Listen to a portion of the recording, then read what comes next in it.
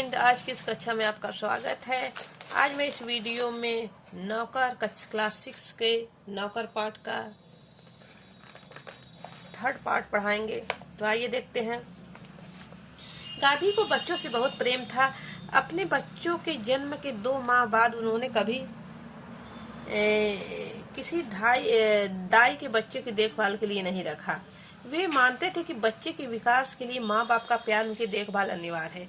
उनको बच्चों से इतना प्रेम था कि कभी भी बच्चों की देखभाल के लिए वो किसी आंटी लोग को या दाई लोग को नहीं रखे। वे सोचते थे कि बच्चों के विकास के लिए माँ बाप का प्यार, उनका देखभाल अनिवार्य है।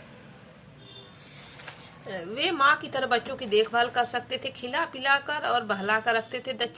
एक बार दक्षिण अफ्रीका में जेल से छूटने के बाद घर लौटने में देखा कि उनके मित्र की पत्नी श्रीमती पोलक बहुत ही दुबली और कमजोर हो गई थी। उनका बच्चा उनको दूध पीना छोड़ता ही नहीं था और वह उनका दूध छुड़ाने की कोशिश कर रही थी। बच्चा कुछ चैन नहीं लेने देता था और रो रो कर उन्हें जगाए रखता था। गांधी जिस दिन लौटे उसी दिन उसके बच्चों की देखभाल का काम अपने हाथों में ले लिया।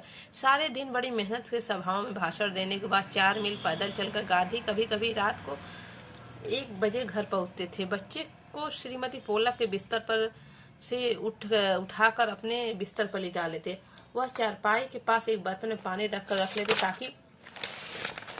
ताकि यदि बच्चे को प्यास लगे तो वो पिला दे। बच्चों उसका दूध छुड़वाने के लिए, क्योंकि उसकी जो मित्र की पत्नी पोलक थी वो बहुत कमजोर हो गई थी जेल से छूटने के बाद। इसलिए सोचे अगर बच्चा दूध पिएगा तो और कमजोर हो जाएगी।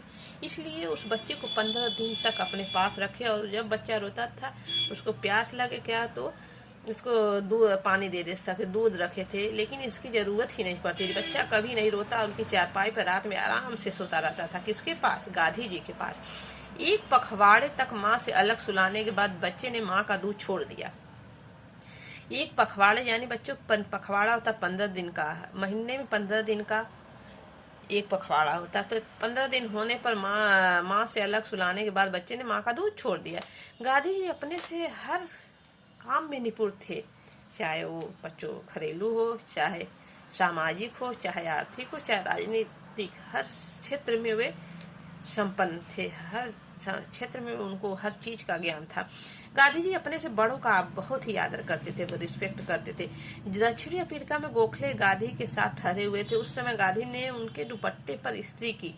वह उनका बिस्तरा ठीक करते थे, उनको भोजन परोसते थे और उन्हें पैर दबाने को भी तैयार रखते थे। गोखले बहुत मना करते थे लेकिन गांधी जी नहीं मानते थे। महात्मा कहलाने से बहुत पहले एक बार दक्षिण अफ्रीका में आने पर गांधी कांग्रेस के अधिवेशन वगैरह, वहां उन्होंने गंदे पाखाने साफ किए और बाद में उनके एक बड़े कांग्रेसी ने पूछा, मैं आपकी क्या सेवा कर सकता हूँ?